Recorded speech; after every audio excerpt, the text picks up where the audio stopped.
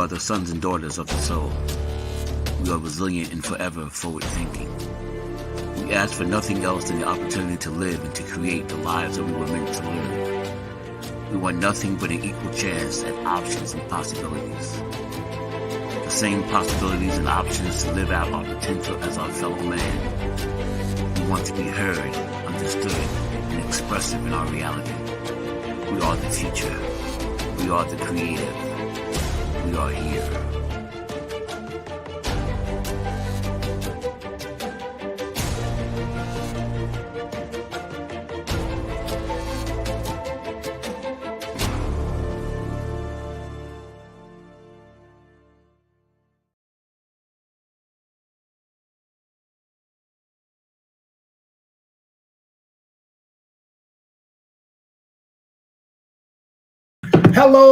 Hello, and welcome once again to another fantastic Tuesday where we get to show you exactly how we help you put it back in your pocket, how we help you keep all of those resources. Well, not all of them, but as much as we possibly can. My name is Tyrone Glover, and I am the credit recovery expert. My job is to help you get to that next level and to do it in the means in which we're going to do it by credit. We're going to help you help yourself. We're going to do as best we possibly can to make sure that you have all the knowledge, all the skills, all the information, everything that you need to be able to make 2023 a full-on recovery, because that's where we are. We're in a recovery. For those of you who had a great weekend and celebrated the Martin Luther King, this is one of our very special shows. We're going to be talking about Martin Luther King Jr.'s financial advice to America. So we really are going an extra mile because we know that he did what he needed to do prior to his early demise and passing, as sad as it has always been every single year when we find the time to celebrate. I guess you can call it celebrate. I guess you can call it recognition. I guess you can call it observance. Whatever your desirable word is, it's our time now. It's our time to take it to that next level, that next step. And I want to do that for you. I want to do that for you. I want to do that for anyone who is willing, open, and available to take on this new challenge. The challenge is for you, folks. It's for you. It's to give you the opportunity and the understanding to do what you need to do. And if you do that successfully, guess what's going to happen? You're going to have everything that you need. Full-on recovery. Full-on recovery. So let's get in front of the things that we need to get in front of. Let's pay attention to the things that we need to pay attention to. And let's make this happen this year, because it's all about you, folks. It's all about what you want. It's not about what I want.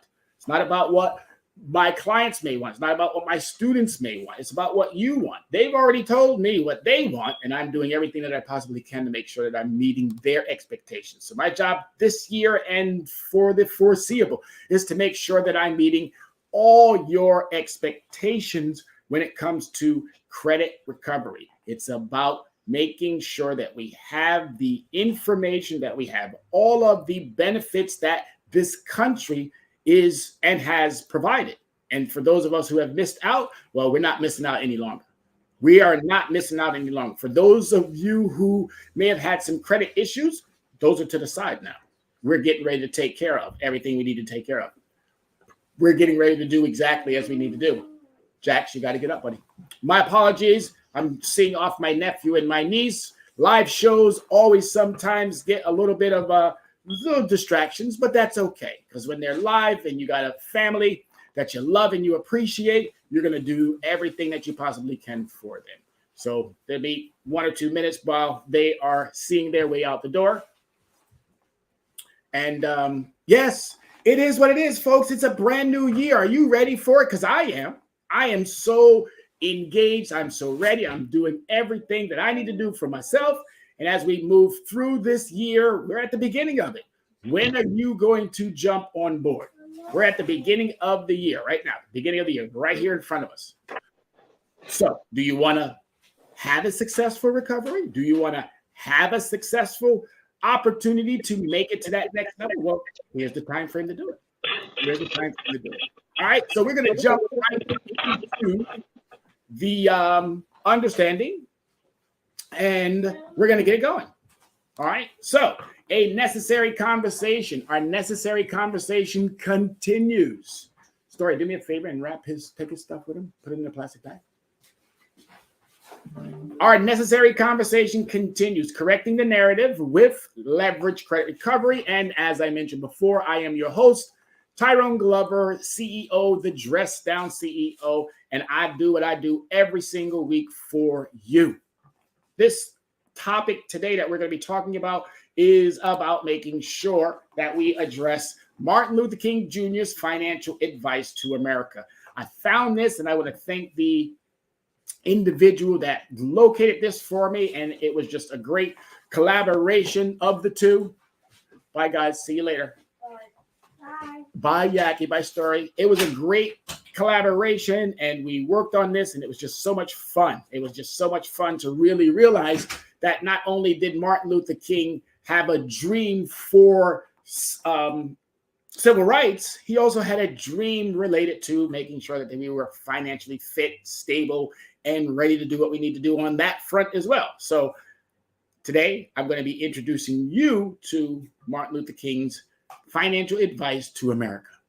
Personal finance is not the first topic which comes to mind when you ponder the legacy of Martin Luther King Jr., but the great thinker, orator, man of God, and activist had quite a lot to say about this subject and how it relates to the larger focus at work in America and global society. So it's nice to know that he cared a lot about all of us in every means and way possible.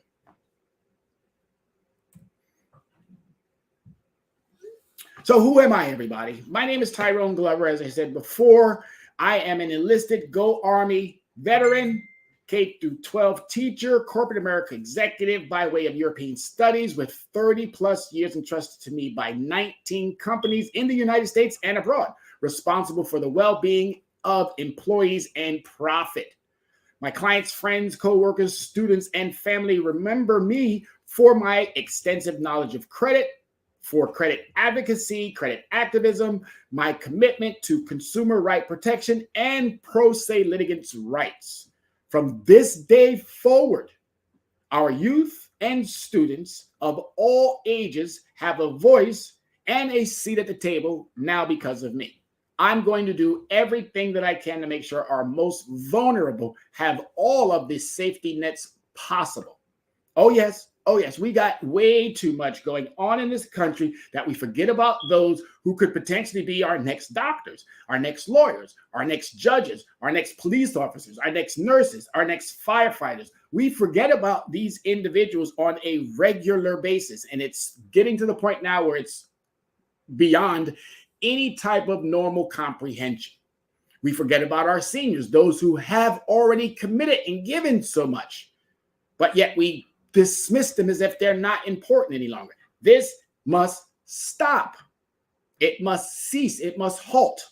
And the only way for that to happen is for individuals like myself to step up and say, I'll take on this. I got no problem doing this, and I have no problem doing this. But I want to include more. Martin Luther King Jr.'s message was about inclusion. It was about bringing people closer together. So I'm going to be speaking primarily to the Black churches, all churches, but I'm primarily speaking to the Black churches. Don't let Martin Luther King's day be a one day. That's a 365-day, every single day, understanding. And we got to get it together. Bottom line, as I said, from this day forward, our youth and students of all ages will have a voice and a seat at the table. I'm that voice, and I will take that seat for everyone who is in those categories. For our working poor and our middle class, same thing. I got you back too. I got you covered like a blanket. Okay? I'm making it abundantly clear for anyone running for mayor, for anyone running for a congressional seat, for anyone running for the highest office in the land. You're going to have a formidable opponent if you think for a second that you're going to run unopposed, or if you think that you're going to make promises and not live up to them. It is overdue time for accountability, and I'm holding you accountable. It's just that simple. Martin Luther King told me to do that. And his message to you about how he saw or how he believed our financial security could have already been set in stone. But unfortunately, we are not there yet. But I'm here to tell you, you now have a fighter in the game. And I'm telling you right now, I can fight clean or I can fight dirty. I prefer to be keeping above the belt. But if need be, I can go there too.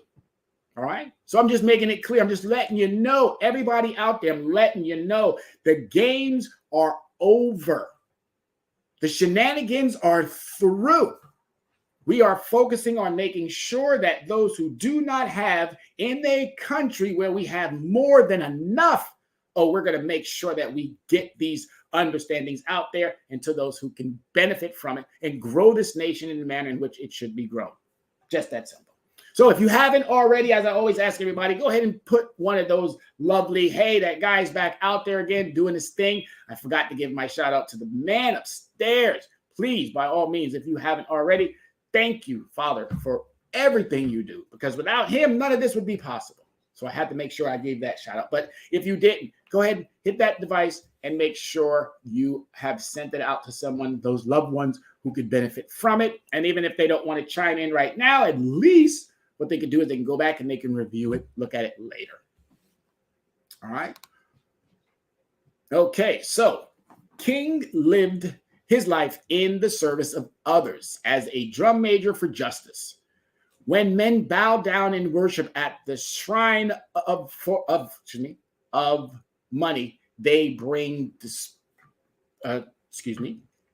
They are bringing depraved. They are being depraved of most precious endowment, the possibility of living life in its fullness and in its endless beauty. That was Dr. Martin Luther King in 1953. His sermon, The False God of Money. The drum major instinct often causes us to live above our means. And that makes perfect sense because we hear that all the time. Oh, you're living above your means. You're living above your means. You're living above your means. You're living above your means. I'm here to correct something. Maybe back when people might have been living above their means, but today, absolutely not. What's happening is that your means are not even being met. So you can't live above something that hasn't been met.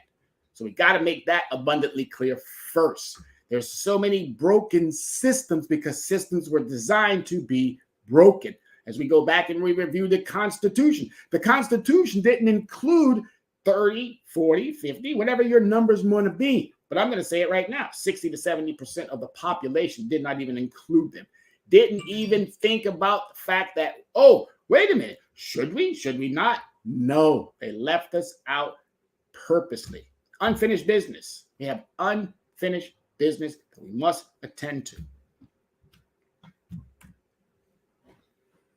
All right, so 4 times Martin Luther King Jr. taught us about money. King's intertwined his concern of economic justice with his actions of greater justice on the world stage. So one of his moments in 1953, the sermon, The False God of Money, about the dangers of worshiping personal gain. This country celebrates that.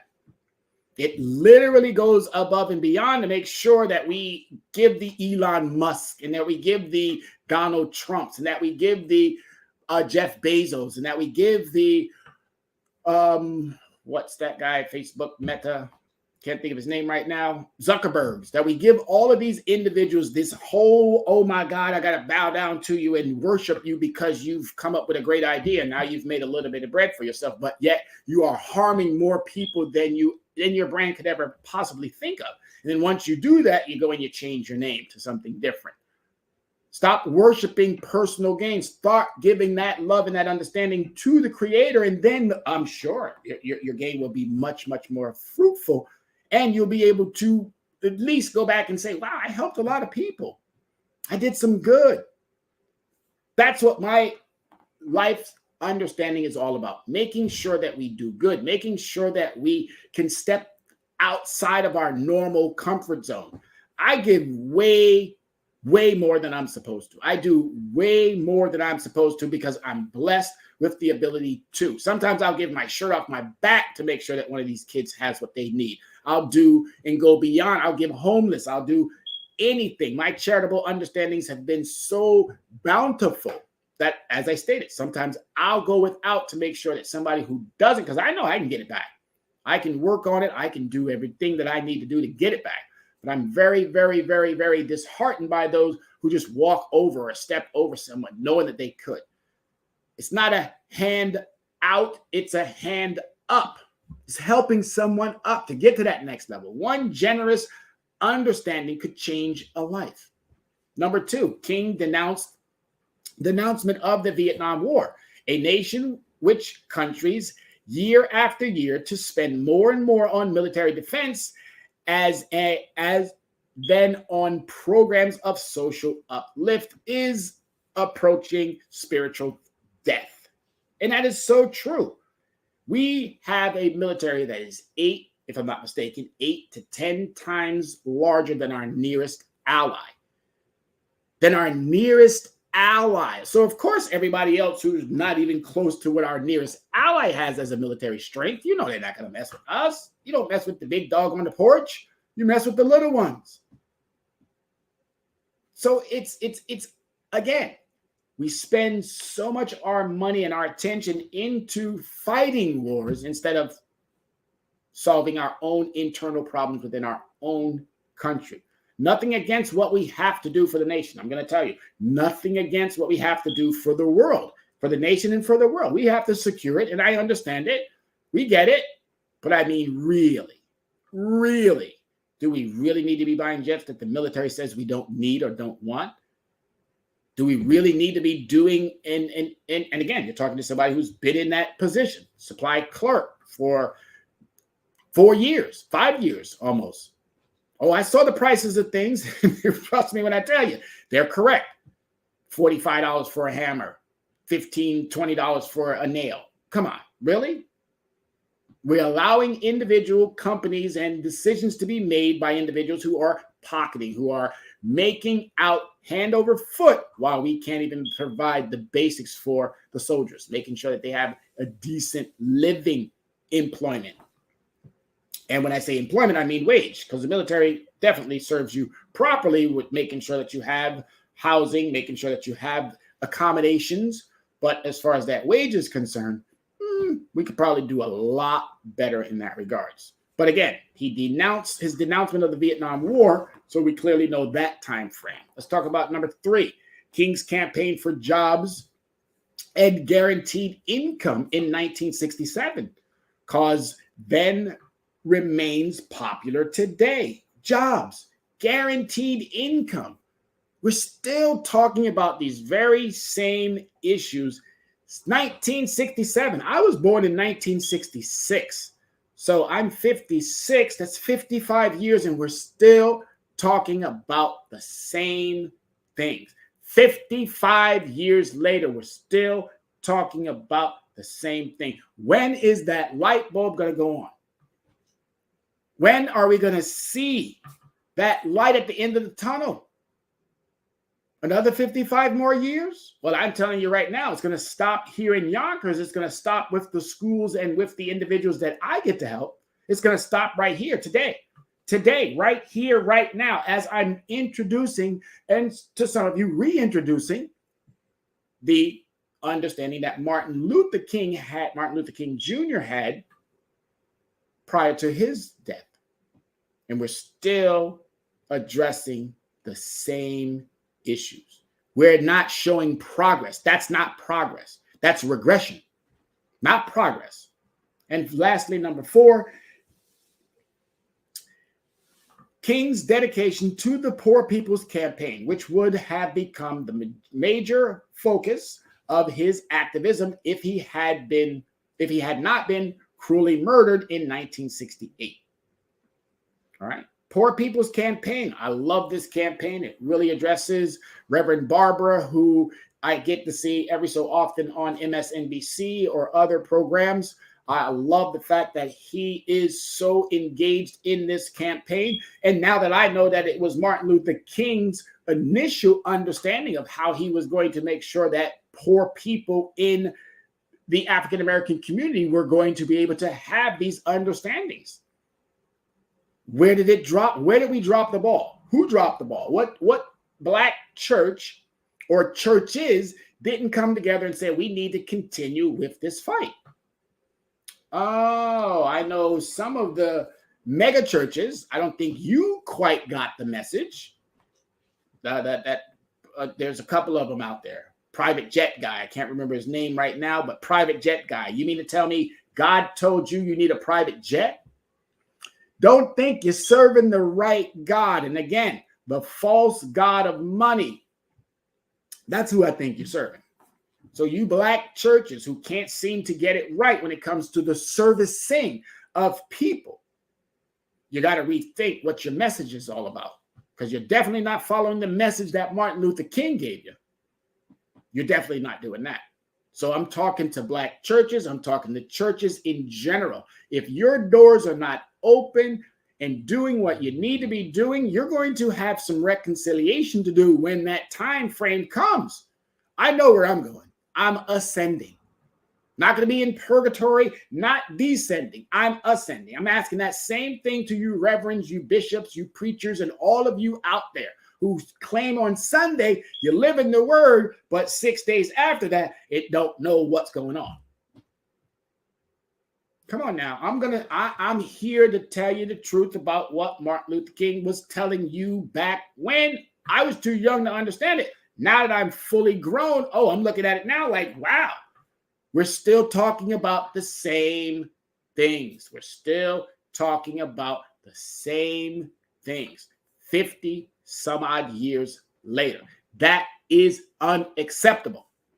It's unacceptable, black churches. It's unacceptable, black and brown human beings. It's unacceptable, working poor and middle class. It's unacceptable, parents of vulnerable youth.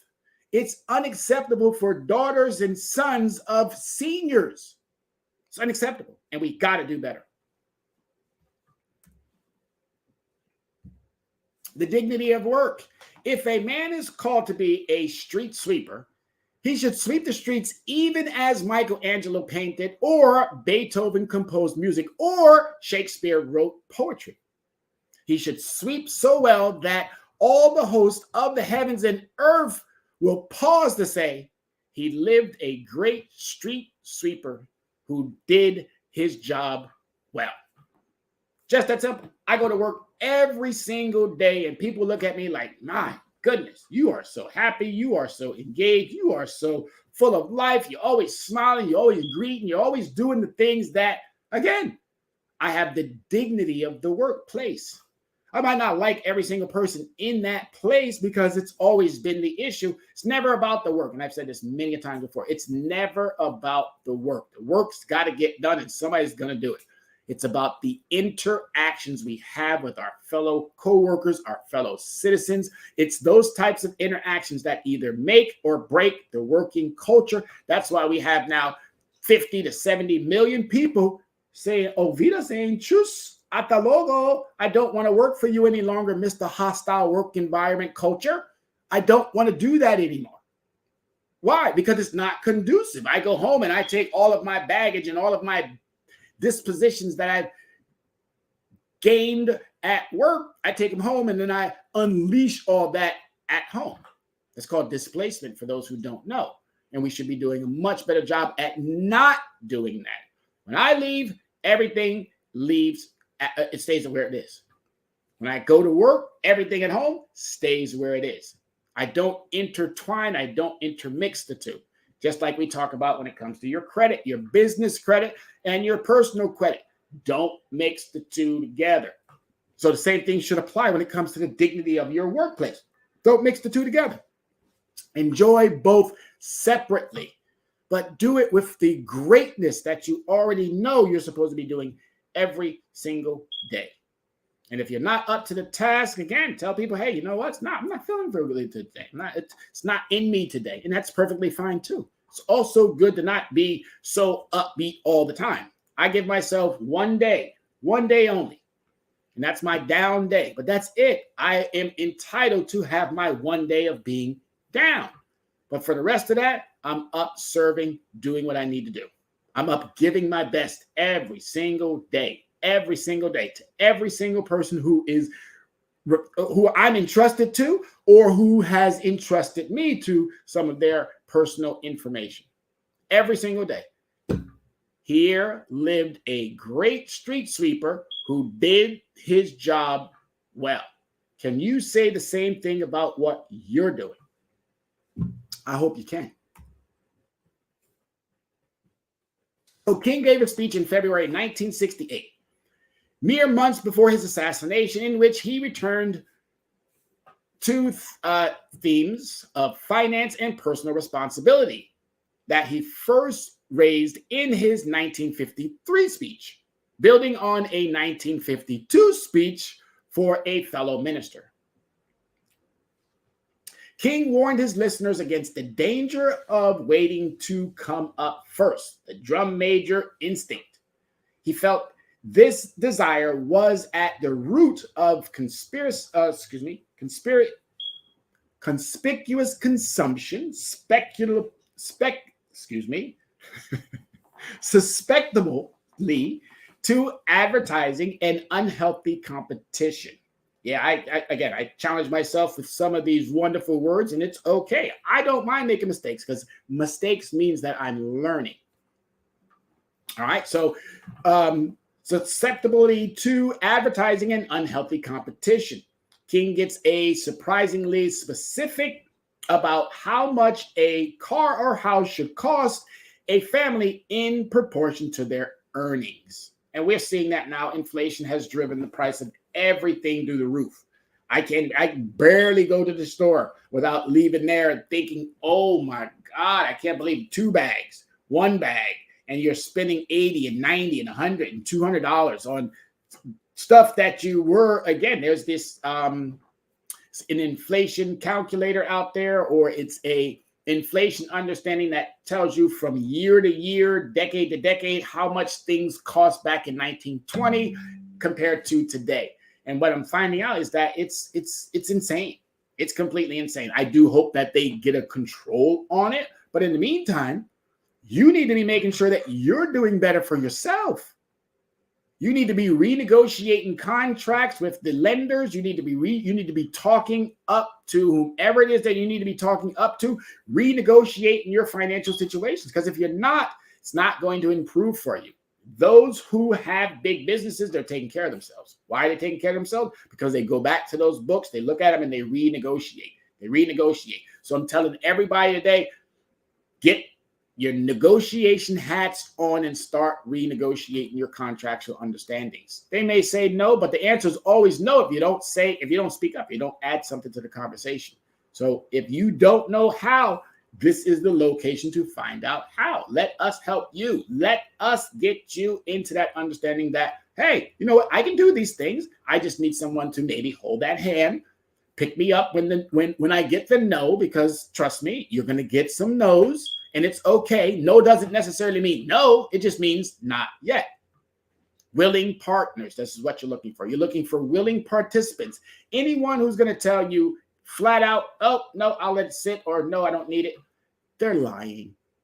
They're not telling you the truth. They would love to have those 100% occupancy. Why do I know that? I used to work for United Airlines. Yes. I used to work for a lot of places where inventory and how we're filling things tells the true story as to whether or not you're successful or not. People who can say, well, I can leave my apartment empty for 4, 5, 6, 7 months. No, you can't. Because obviously the cost of that is coming out of now your pocket. You're not making that much money, but I'm not going to try to tell you what you're doing. You're going to do your business the way that you want to do your business. But all I got to tell you is this: contractual negotiation. One more time. Contractual negotiation. Start revisiting your old contracts. Start anew with some new ones. And anybody who's going to tell you, oh, after 2 years, 5 years, 10 years, 15, 20, oh, there's nothing we can do for you. It's time that you Auf Wiedersehen. Tschüss at the logo. Bye-bye. It's time for you to cut ties with those companies or those individuals that constantly see you as their bread and butter, but won't do anything when it comes to the give and take. Got to be careful, folks. Got to be careful. So, financial lesson from Dr. King. Don't wait for economic change. Create it. Pandemic. We waited for it. Now we're out of it. Not out of it completely. There's still some remnants of. There's a couple of other things that are out there as well. Economic changes. There was two of them. If you lived through the Obama economic change, you lived through the Trump economic change. We're now living through the Biden economic change. Now let's create some profitabilities for us. There's more than enough out there. More than enough out there. Create the change you want. Don't wait for it to come knocking at the door because it's not going to happen. Create the change you want. Financial freedom is worth fighting for. I fight for it every single day. I fight for it every single day, not just for myself, but for my clients. I had a client today where I was almost on the phone pretty much the whole entire day. Not dealing with her concern, addressing her concern. Dealing with her concern makes it sound so, oh my God, like she couldn't do it on her own. Of course she could. Of course this client could have taken care of it all by her lonesome. No problem in the world. But unfortunately, a lot of us don't speak business language and we don't speak rude. Because a lot of these entities that you're going to have to deal with are rude. Rude, flat out rude. If you work for the state or you work for a sheriff or you work for somebody in that regards and you're nasty and rude, oh, don't be surprised if those of us give it right back to you. Oh, we're not going to belittle you. We're not going to call you all these nasty, vicious, horrible words. But also remember something too. Calls are being recorded for quality assurance and training purposes. And we can use that very same tone and tenor against you. So don't be surprised if we're sending out a little bit more emails addressing your bitterness about what you do. Don't be mad or bitter with us. You don't even know us and we don't know you either. But if we have to reach out to you to ask you a question for something, please be a bit more understanding. Not everybody's trying to get something for nothing. A lot of us just need clarity. And once we get that clarity, guess what we get? We get resolve. Because we got that clarity for that client today. And guess what that client ended up getting before the day was over? Got resolved and was able to now walk away with the full understanding that, hey, wasn't my concern anyway, but I needed to address it because it was something that was put in front of me. So financial freedom is worth fighting for. Let's fight for it, folks, because I'm here to fight with you. Sometimes you need to step out on faith and take a risk. We are so risk averse, and I do not understand.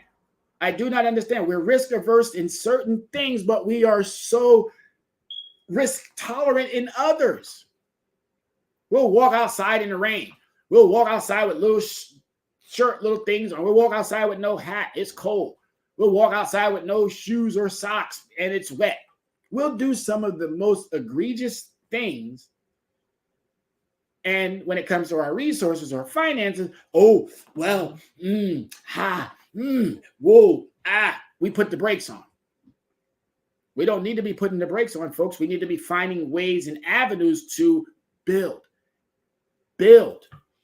I believe that Father God is going to give me one more day. So when he does give me that one more day, I go out and I build positive relationships. I build great understandings, whether it be with my students, my family, or with my clients. I would love to have a much, much stronger, better understanding with my family, but we all know how that dynamic works. Sometimes you have good ones and sometimes you have bad ones, but they're all your family. Every last one of them. The ones who get on that last nerve and the ones who do not. They're still your family, so we still have to love them. We still have to do what we need to do. And the more that we understand that, do it in the contractual context. You do that, I'm telling you now, you'll save yourself a lot of headache, because a lot of the times we do things and we don't do it in the manner in which it's written out in a contract. Your education, job, or career status doesn't define you. A lot of you managers and a lot of you district managers and a lot of you VPs, y'all run around here with titles and you're not doing very much. You just run around here with a title. I've never seen more titled people who don't do nothing. You go to work and you're unhappy. You go to work and you're sad. You go to work and you're miserable. So you make everybody else's life miserable and sad and unhappy. If you don't like what you do, quit. Stop letting it define you so that you go into your workplace and define others. Create the environment that you want. I want a peaceful environment. I want a happy environment. I want a welcoming environment. So that's why when I go to wherever it is that I go, I'm at peace. I'm open. I'm welcoming. I'm inviting. But I demand respect. And I command, in some degree as well, respect. But it's never to the point where I'm taking someone else and making them the butt or taking them and putting them in harm's way. Never. Just like I tell my students all the time. You can tell me no if I ask you to go stand on that chair and put your head out that window. If I ask you to jump on that desk, you can tell me no all day because I'm putting you in harm's way. But if I ask you to sit down and take out your book or start writing that paper or whatever it is related to you doing what you already know you have to do, I don't think there's no way where you can tell me no. So I'm defining our roles. There is a teacher and there is students. And as long as we're orchestrating those roles in accordance, we're going to have the best time ever. That's why I like, Judy. That's why I love what I do. And lastly, take your work seriously. Take it seriously. It's your signature. The work that you do represents who you are. You do a sloppy job, guess what? You're going to get sloppy results. You're going to get managers or supervisors or anyone who comes from the higher echelon down to view, whether it be your store, your school, whatever it is. They're going to give you the appropriate understanding if they see that you don't take your situation serious. So take it serious, folks. Start today. These 5 little pieces here. Financial lessons from Dr. King. 5 little pieces. I need you to instill these into your everyday understanding. Every day. Every day. Take these, run with it. Whoever wants the copy of this slide, please do not hesitate. I'll be more than happy to send it out to you. All right. More than happy to make sure that you get this. Great lessons from Dr. King. Great lessons. Writing for the Freedom Budget. Let's take a look and see what this is all about. As I told you, I was impressed with every bit of what this brought to the table. Impressed with every bit of it. Budgets Are Sexy offers. Budgets Are Sexy offers a thoughtful essay on Martin Luther King's financial legacy as a philanthropist and people's economist. King gave away most of his personal income to others. Never knew. He's kind of like myself. I got to say, I'm kind of like him. It's all I do. Seems like that every time I get something, somebody's got their hand out, and I'm just that nice of a person to say, okay, you know what? I can make it back. You're probably going to have a much harder time. So here you go. Need something to eat? I got you. Need a snack? I got you. One of my students last year came and said, looked at him, his head was down. I said, what's the matter, son? He looked at me and said, all I need is a hug. Guess what I did? Opened them wide up, say, come on in here. Every time I saw him, I gave him a hug.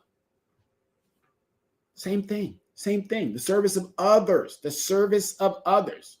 King also engaged in supporting a proposal known as the Freedom Budget, which was developed in 1966 by a Philip Rudolph Institute. It lays out 7 recommendations. So those of you who don't know, I had the 21st up here because that's actual Martin Luther King's birthday. We celebrated on the 17th. For what reason? That's something you would have to ask Congress. All right, so here's those 7 items that Martin Luther King was talking about. Writing the Freedom Budget to provide full employment for all who are willing and able to work, including those who need education or training to make them willing and able. Willing participants. That's all you need. Train them right, treat them right, pay them right. Guess what you're going to get? You're going to get right employees. It's just that simple. I've lived by that all my entire adult life. Pay me right, treat me right, handle me right, protect me right, and I'll be in your face doing the right thing all the time. Stores always made out. Again, so all you got to do is just do the right thing. It's not that hard. We're still talking about minimum wage in this country. We're talking about go to work and do the maximum, but we're only going to give you the minimum. That doesn't work. Doesn't work. Number two, to assure decent and adequate wages to all who work. Is that a hard thing to do? We can give CEOs golden parachutes of millions and millions and millions and tens of millions of dollars. We can let companies become trillion-dollar entities, but we still cannot assure decent and adequate wages for all. That's that. If it sits right with you, good for you, but it doesn't sit right with me, and I'm going to do everything that I possibly can to make sure that we address this, take care of it, and move it to out of this stratosphere so we don't keep talking about something that isn't automatic. This is an automatic. This is an automatic. Decent and adequate wages is an automatic. Let's make it happen. To assure a decent living standard to those who cannot or should not work. Our seniors are disabled, those who are in a capacity where they've already served, our veterans, and already have done, and they were injured through whatever the means were. You mean to tell me we can't make sure that they have a decent living standard? Everything is about the minimum, about the bare minimum. Let's give them the bare minimum. I've never seen a social service program that tells you, oh, we're going to give you resources, but we're going to take those resources and we're not going to put it onto your gross. We're going to put it onto your net. We're going to wait till you have almost nothing, and then we're going to make that so stringent that even when you do go, even though you know you barely have anything to make it through, they're still going to tell you, but you still make too much. I've never been in such a circumstance like that. Never. But I've heard it over and over and over and over and over and over and over and over and over and over and over. Upon coming back to these United States, many times as I sat into Social Security offices and heard these horrible people tell very vulnerable seniors or people who are in need, sorry, nothing we can do for you, sorry, with the giddiest and the most despicable smile on their face. Just went through a whole situation with a young lady where, again, our services are being cut off. Why? Oh, because you didn't do your part. Well, entity, you don't do your part either. You're not clear in your understandings or your expectations or your directions. Maybe you should start there on the inside, because trust me when I tell you, the consumers that I'm working with and the ones that I've already instructed and given the directions to, don't go down there showing your hiney parts. Be as professional as you possibly can. Let them get out of character first because they don't like their employment. But don't you ever get out of character because they're going to use that against you. And once they use it against you, they're going to constantly keep compounding on it. Every time they see you, they're going to push that button to see, oh, can we get this one riled up again so we don't have to take care of this one? To assure decent living standards. Decent living standards. To wipe out slum ghettos and provide decent homes for all Americans. All Americans. I look in our slums and ghettos or whatever it is that you want to label them as. It's perfectly fine. You can call them slum. You can call them ghetto. I can call them just inhumane housing. That's what I call them. Inhumane. Inhumane. You would not put your mother or father in some of the circumstances that you put our citizens in there. That is inhumane. It's just that simple. If you wouldn't yourself live in it, but yet you are leading a program that does it, inhumane. So we got to get better. We got to get better. There's nothing wrong with building adequate, decent, sustainable housing. Nothing. Absolutely nothing. Let's make it happen, folks. To provide decent medical care and adequate educational opportunities to all Americans at a cost that they can afford. One of my friends told me a while back, $185,000 in student loan debt. He's never going to get out of that debt. Not working at the Reagan National Library, he's never going to get out of that debt. At $12, $13, he might be up to $15 now, but that's still not going to help him get out of $185,000 worth of student loan debt. And knowing that the Biden administration is only trying to cut off 10 to 20, sir, friend, I'm sorry, you need to come and sit down and talk to me so we can get you onto some day trading and some investing and some other opportunities that might grow that portfolio, because you're not going to make it doing what you're doing. It's not going to happen. If there are other students and other individuals out there that are dealing with the same circumstances, well, folks, I'm asking, get out of your own way and start reaching out, because we can help you. To purify our air and water and to develop our transportation and natural resources on a scale sustainable to our growing needs. The infrastructures in this country are about as abysmal as they possibly can get. Abysmal. The apartments and some of the dwellings in which I get to go see and visit, and some of my relatives live in and some of my friends live in, sorry, we're giving slumlords the ability to continue to be slumlords because we're not holding them accountable. This is not me telling you something that wasn't already out there. This is Martin Luther King Jr. All I'm doing is reinforcing the words that he used some 50 years ago, and we still haven't made the progress that we need. We still haven't made that progress. When are we going to do it? As I said before at the beginning, I'm talking to Black churches. I'm talking to the middle class, and I'm talking to the working poor of all ethnicities. We're living under the same understanding.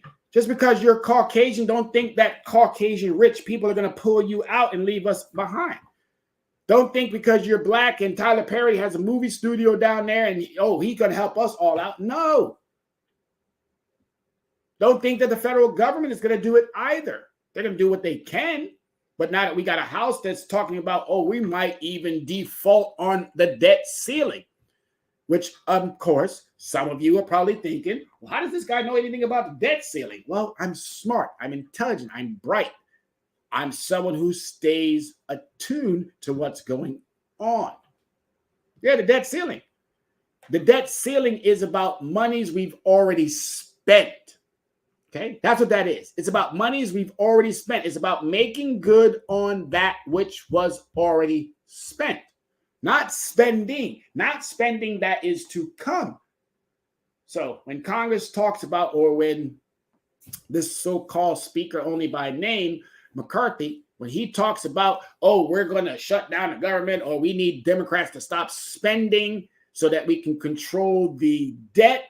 No, sorry, sir. You're misleading and you're, again, lying to people.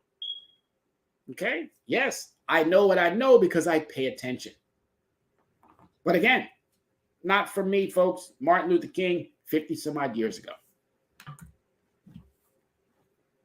To unite sustained full employment and sustained full production and high economic growth. Now, we got the economic growth piece. We're doing very, very well for ourselves. No question, this country has made out. I can show you a chart that shows you our investments have gone through the roof. The Dow, the NASDAQ. Oh, we got a bad economy. No, we don't. No, we don't. No, we do not. If you think about, and I'll show it to you in a little bit here, all the circumstances that we've already gone through. Oh, trust me when I tell you, we don't have a bad economy. We just have individuals who want to make out more than everybody else. And when you have a bad quarter or a bad year, you don't think about the 5 or the 6 or the 8 or the 10 years prior to that where you had it good and golden. What did you do with that? Come on now, people, please stop. But as I stated, not my words, not my words. I'm just reintroducing you to Martin Luther King Jr.'s version of how he thought and what lessons he can give you to how we could be a sustainable, financially fit United States of America with no problems if we do the right things. All right. So as Martin Luther King Jr. was accused of communism in his own day, so are now groups such as Black Lives Matter and supporters of the Green New Deal are accused of communism as well. Really? Is helping people communism? Is trying to find alternative energy sources or renewable energies, is that communism? Because I'm lost. I thought those were beneficial things. I thought that was progress. But when you get those out there who all they want to do is, again, send a mixed message to a select amount of people who all they're going to do is rah, rah, rah, shish, boom, bah about what they don't like. All because they think somebody else is trying to get what they are supposed to or think that they're entitled to. We got to do better, folks. We have to do better. We're 50 years behind the times, and we're still talking about things that we should not be talking about any longer. So this day dedicated to Dr. Martin Luther King Jr. Memory gives me the opportunity to ask myself, how will I spend my time and my money for the benefit of other people? I'm still answering that question. Actually, I've pretty much satisfied that question. I'm going to continue to keep doing for my fellow man. I'm going to continue to keep making sure that my fellow man has, even though it might put me a little bit out there for a minute or two, it's perfectly fine. I have the resources, the means, the skills, the knowledge, the understanding, the talent, the brilliance, the bright, which you all have as well. And my job is to foster that. My job is to help you realize you can do exactly as I can. We unify, we come together, we'll solve our problems. We keep making it a divide, this one against that one against this one. We're going to have these endless problems continuing. And I need you to ask yourself those very same questions. How will you make the world a more just and beautiful place? What can you do? And the question for you, how will you? So I need you, if you're taking part in this necessary conversation, I need you ask yourself those questions. And I would be kind if you would be also equally so kind to reach back out with a reply. It would be so great. Send it to me under my leverage credit recovery at gmail.com. Send it to Soul City Network. You can even send it to my friend, dear friend, Dr. Yana B. Woodhouse, who also resides in this wonderful space of educating individuals about how they're going to have to take the necessary financial steps to get out of whatever situation that they may be in. We got it going on, folks. I keep telling you, the professionals are here. We are here. We are ready. We are willing and able to do what we need to do. And now that we have revisited Martin Luther King's day, do we leave it at that day? Do we just go and have breakfast and then we just talk about it for a 24-hour period and then we forget about it? I'm saying absolutely not. We take that day and we keep building upon every single other day that is to come. We make progress in every way possible. We help our fellow brother and sister. Doesn't matter the ethnicity. We do what we can to pull our brothers and sisters out of these financial hardships. Some created on our own, but over the last two, I'm sorry to have to say, due to no fault of our own. 7 words. You didn't create the pandemic, and if you need me to go to court to express that for you, you need me to talk to one of your debt collectors or anyone who's coming after you for whatever the reason may be when it's related to your finances. Pick up the phone, call Tyrone. Erykah Badu gave us all the okay to call Tyrone. All right, so drop us a line, folks. The necessary conversation continues. Correcting the narrative with your credit recovery CEO, Tyrone Glover. This is what we do. This is what we do, and we love it. We love every minute of doing it. Contact us to get more information. I use a Linktree, and Linktree is pretty cool because it allows for me to take even this show. You can go right back later on and pass it over to your friends or whomever. You can go right to my Linktree. It'll be on my Linktree. It'll also be on YouTube because we use YouTube as well. Soul City Network has given me the understanding that they love what I bring to the table, and I'm so grateful for Matt, Jasmine, and everybody else who works behind the scenes to make sure that I'm producing or giving you the content and the ability to see that, oh my God, I can do better. There are people out there who want me to be successful. And trust me when I tell you, I'm not here to compete with you. I'm here to enhance. I'm here to give you the knowledge that I have. 30 plus years, 19 different companies, worked for 4 different unions. I'm not just a wealth of knowledge. I'm probably the best resource that any business or any entity could ever possibly want.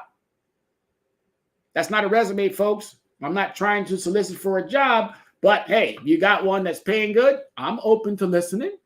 Absolutely. P.O. Box 101, Yonkers, New York, 10701. Telephone number 805-428-9424. That is a California number. Yes, everybody's probably the same thing. How do you have a California number? Well, I have a California number because I had my number for so long. And it's like my Social Security. 120. Don't give out your Social Security number ever. But it's kind of like that. I remember this number because I've had it so long. And lastly, leveragecreditrecovery.com. Reach out to the website, take a look around. If you see something that you like, if you're interested in whatever it is that we provide, which, as I told you before, I'm a credit guy. I love the lane. I don't get outside of it. I stay exactly where I need to be because there are other experts out there that I'm not here to compete with anyone. What I'm here to do is make sure that we all have what we need. Bottom line. You come to me, I'm going to give you the best. And then if you are in need of something else and it's not my lane, I'm going to pass you off to somebody that I've already vetted to make sure that they're going to give you their best. And if they don't, you come right back and you let me know so that I can address it with them. There's no time for nastiness and bitterness and fights and this back and forth. There's no more time for it, folks. None. Zero. Let's focus on the things that we have to do. Let's build a better nation for all ethnicities. Now, as I said, I'm talking primarily to Black churches.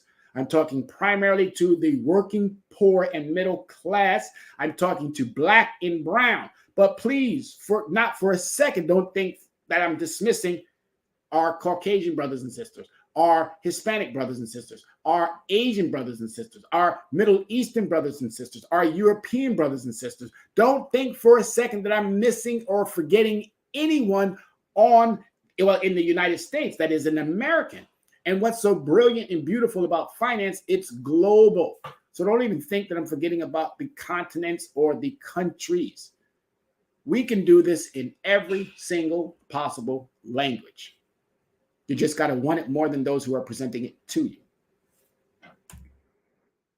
All right, so social media, there we are, people. We are out there. TikTok, Instagram, Twitter, YouTube, Tumblr, Snapchat. Like us, follow us, join us. Find me out there and get that information that you need to be successful. Because if you want to be successful, I'm here to make sure that you're successful. You want the success financially when it comes to the credit realm, I can make you successful. All they said before, contract negotiation. You're negotiating, folks. You're negotiating. If you don't know how to negotiate, that's where I come in. My job is easy because I know what I know. My job is helping consumers because I can get things done that other people can't get done because they don't know what I know. Just that simple. All right. A little bit of tidbits. We have a new show going on at the Yonkers Public Library. Talk finance with an expert. Yonkers Public Library in the Tech Center. The necessary conversation continues. Yonkers Public Library blessed me. I'm telling you, they blessed me. They said, hey, we know you wanted just one Saturday. We're going to give you a couple of more Saturdays. So every Saturday at Yonkers Public Library here in Yonkers, New York, 1 Larkin Plaza. Get your credit advice from a credit expert, someone who loves this understanding like he loves life. And trust me when I tell you, I love life. Ladies and gentlemen, you have blessed me again with one more day showing me that you're in tune, you're engaged, that you appreciate the fact that somebody is doing what we need to be doing. My name is Tyrone Glover, and I am the credit recovery expert. You can find me, obviously, as I said, or send me out a email at leveragecreditrecovery@gmail.com. You can visit the website, leveragecreditrecovery.com. And as always, folks, we want to thank you for giving us the part of your day, because you could be doing something else, but you chose to spend it with me. And I am so grateful, so thankful. Don't forget to watch Access Wealth Nation with my good dear friend, Dr. Yana B. Woodhouse. She is an expert in her lane. Please do not forget that Thursday, same time slot as this one here. Thank you, everybody, for watching. As always, be safe, America.